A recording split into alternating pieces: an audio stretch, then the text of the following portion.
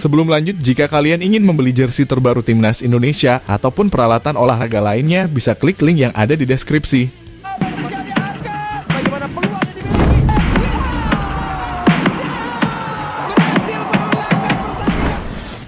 Harus mengalami nasib memilukan kalau Timnas Indonesia U23 harus menghadapi Qatar di Piala Asia kemarin.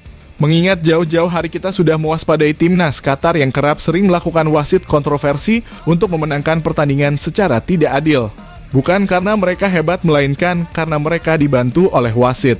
Di mana yang kita tahu Qatar memegang posisi keempat dalam urutan negara terkaya di dunia dengan PBD per kapita sebesar 114.210 US dollar. Kekayaan Qatar utamanya didapat dari kegiatan ekspor minyak dan gas secara signifikan lebih banyak daripada populasinya. Oleh sebab itu, maka Qatar tak heran jika bisa menyuap wasit-wasit kelas dunia untuk bisa menguntungkan Timnas Qatar dan selalu menjadi juara.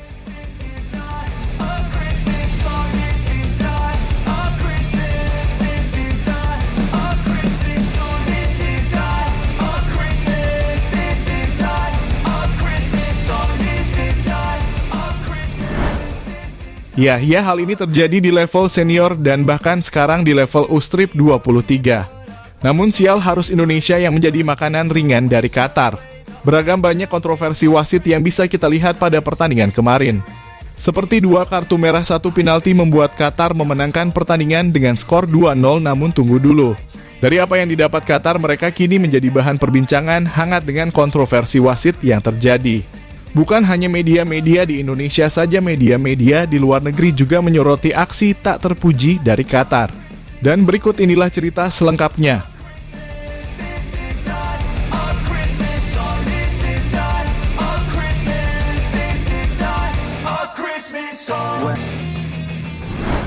Ya, melihat hal tersebut, komentator pertandingan sampai heran dengan apa yang dilakukan Timnas Qatar pada saat melawan Timnas Indonesia. Kabar berita mengejutkan ini bukan hanya di Indonesia saja yang ramai, bahkan berita ini sampai terdengar di luar negeri. Tak sedikit yang memberikan respon terhadap sang wasit ataupun pihak Qatar yang menyelenggarakan hal tersebut dengan jelas sudah diskenario. Dan bukan saat di Piala Asia saja, melainkan di Piala Dunia pun, Qatar juga mempunyai banyak catatan kontroversi. Sehingga Qatar bisa dijuluki dengan negara terkaya yang ingin menang melulu karena mampu membeli segalanya dengan uang.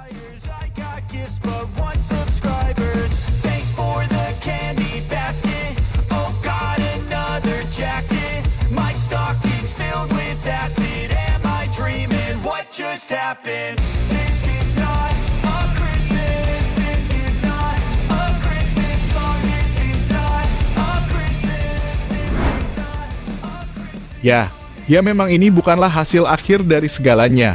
Namun berkat adanya akumulasi kartu merah, jelas ini merugikan pihak Timnas Indonesia sendiri.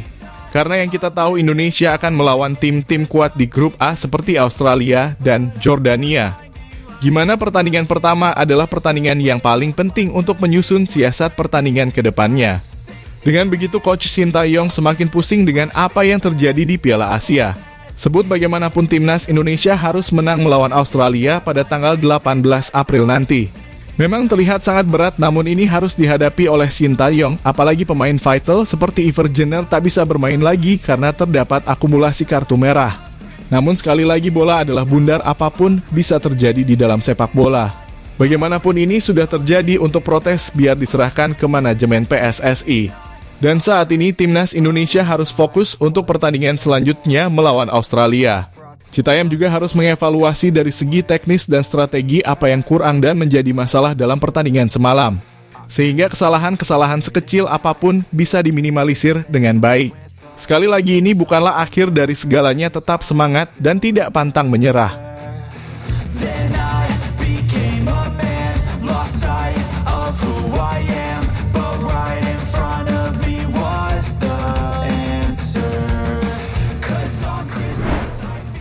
Ya, dari semua itu pelatih timnas U-Strip 23 Indonesia, Sintayong terang-terangan menyebut Nasrullah Kabirov jelas-jelas menguntungkan Qatar. Bahkan pelatih asal Korea Selatan itu berani menyebut bahwa laga semalam tidak seperti sebuah pertandingan sepak bola, melainkan sebuah pertunjukan komedi. Di sepak bola Anda bisa menang dan bisa kalah. Pertama-pertama saya ucapkan selamat untuk Qatar yang memenangi laga. Ya, benar bahwa kita bermain di sini di Qatar dan mereka berstatus tuan rumah. Semua pemain telah bersiap dengan baik, tapi wasit lewat keputusannya selama pertandingan. Jika Anda melihatnya ini bukanlah pertandingan sepak bola, ini adalah pertunjukan komedi. Ucap Sintayong setelah usai pertandingan, seperti yang dikutip dari bolasport.com.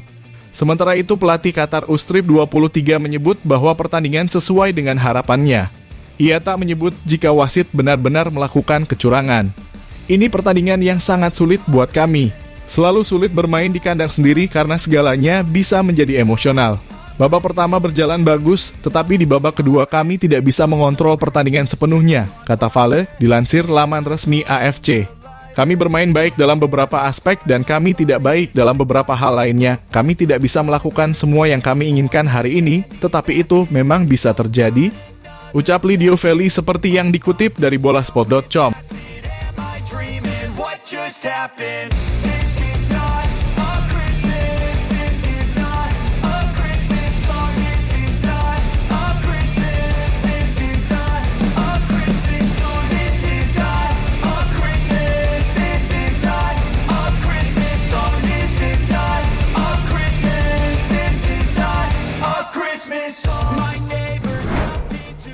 Ya, jadi itulah tadi bagaimana media-media di dunia menyoroti wasit yang mengadili pertandingan timnas Indonesia versus Qatar dengan penuh kecurangan.